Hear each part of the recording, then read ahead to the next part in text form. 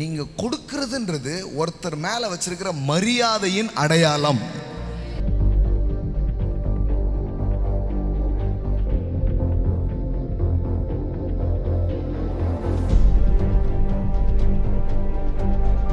பிசாசு என்ன சொல்லலாம் தெரியுமா?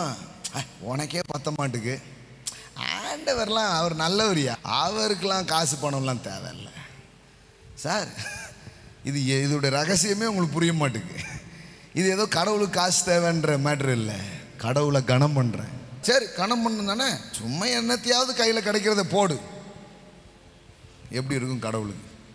நீங்கள் உங்களை ஒரு விருந்துக்கோ ஒரு முக்கியமாக ஒரு வீட்டுக்கு கூப்பிட்ருக்கீங்க, ஏதோ மீதி அந்த ஏதோ நான் ஏதோ போடணும்னு ஏதோ சொன்னேன், பரவாயில்ல இவருக்கு போடு அப்படின்னா உங்களுக்கு எப்படி இருக்கும்?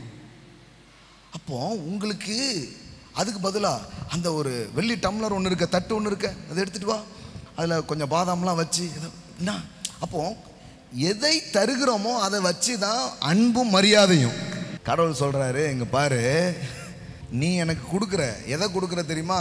நசல் கொண்டதையும் ஊனமானதையும் குருடானதையும் உதவாதையும் கொண்டு வந்து என்ன பண்ணுற கொடுக்க. கடவுள் சொல்கிறாரு, எப்பா நான் ராஜான்ற என்ன, எஜமானுன்ற, ஆனால் நீ கொண்டு வர்றதை வச்சு பார்த்தா நீ என்ன கனம் பண்ணுற மாதிரியே தெரியல.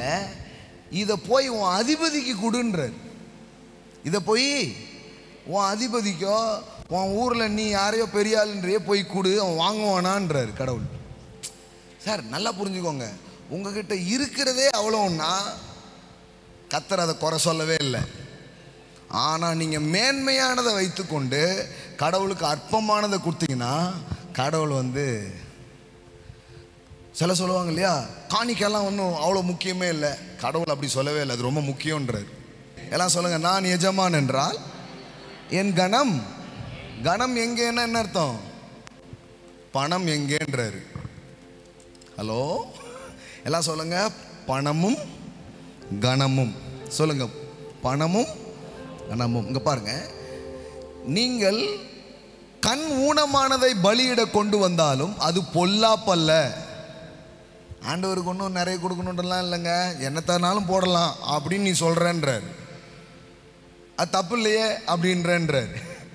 நீங்கள் கால் ஊனமானதையும் நசல் பிடித்ததையும் கொண்டு வந்தாலும் அது பொல்லாப்பல்ல என்கிறீர்கள். யார் அப்படி சொல்லி கொடுத்தான்றார் கடவுள்.